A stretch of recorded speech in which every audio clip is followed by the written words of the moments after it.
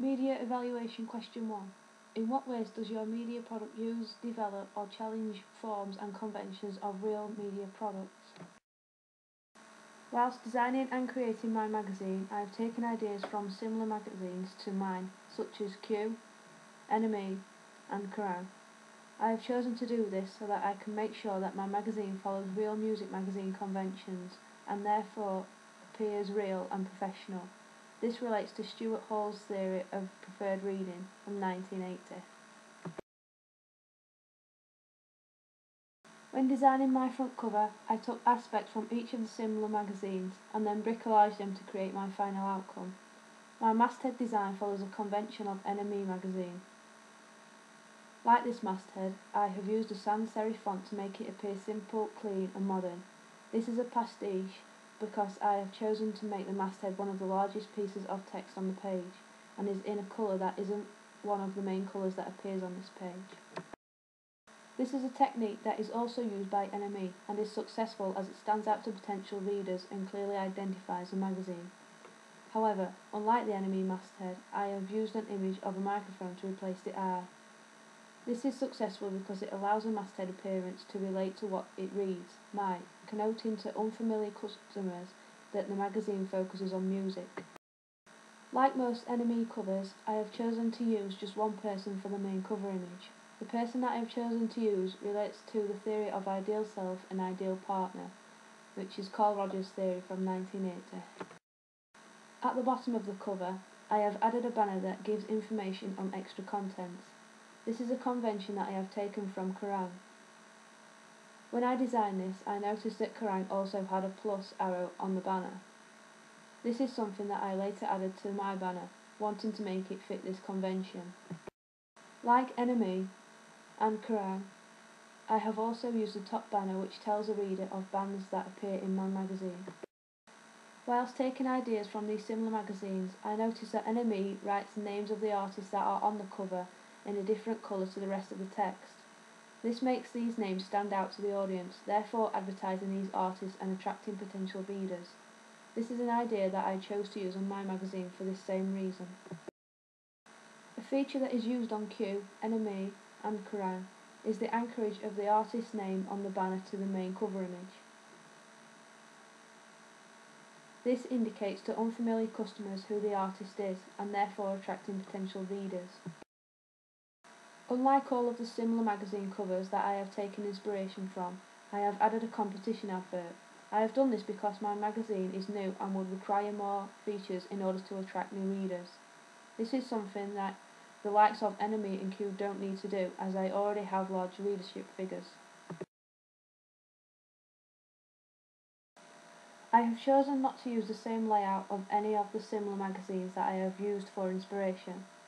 This is because all of these are different and suggests that magazines focusing on this music genre don't follow a specific layout. I also wanted to make my magazine appear unique and so created a different layout for this page.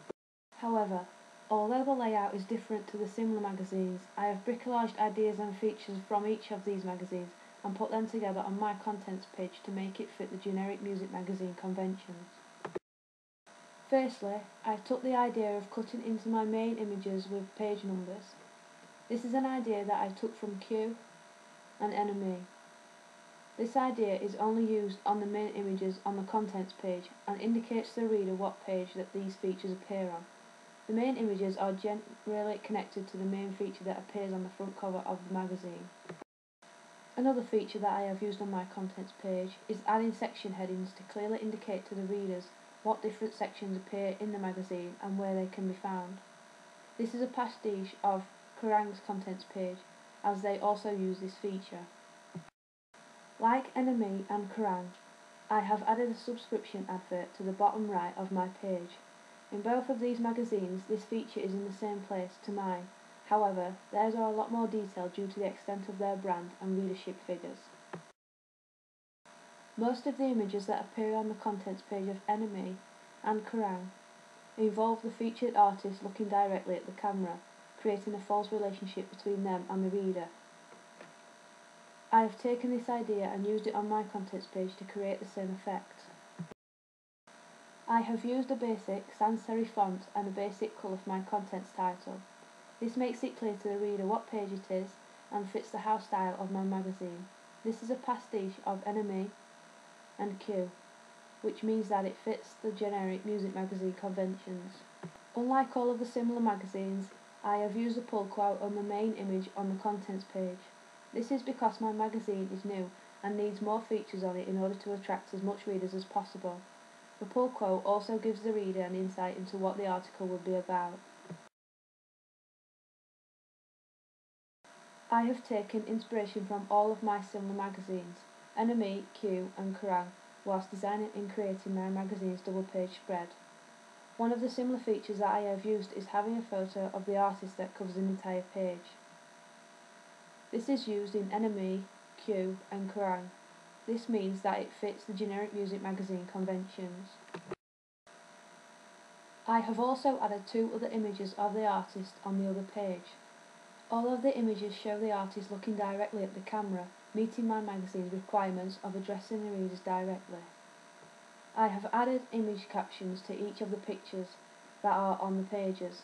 These are used in all of the similar magazines that I have taken inspiration from. I have also added photo credits and bylines on the side of the page to show who took the photos and who wrote the article. These are also used in the double page spread in the similar magazines that I have used for inspiration. In the article, I have added a pull quote in the middle of the text.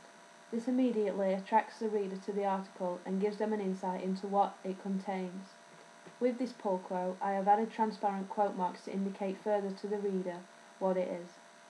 Pull quotes are used in NME and Q, although the quote marks are not used. I have chosen to make this different to make my magazine appear unique. One last feature that I have used is a drop capital letter. Q, Kerrang and NME all use drop capital letters at the start of their articles, but they are in a different style to mine. All of these magazines use the same style for their drop capitals in every article that appears in the magazine, meaning that it looks professional and consistent. I have chosen to do my drop capital letter in the house colours of my magazine, meaning that consistency is also achieved in my magazine. This means that my double page spread fits the generic music magazine conventions.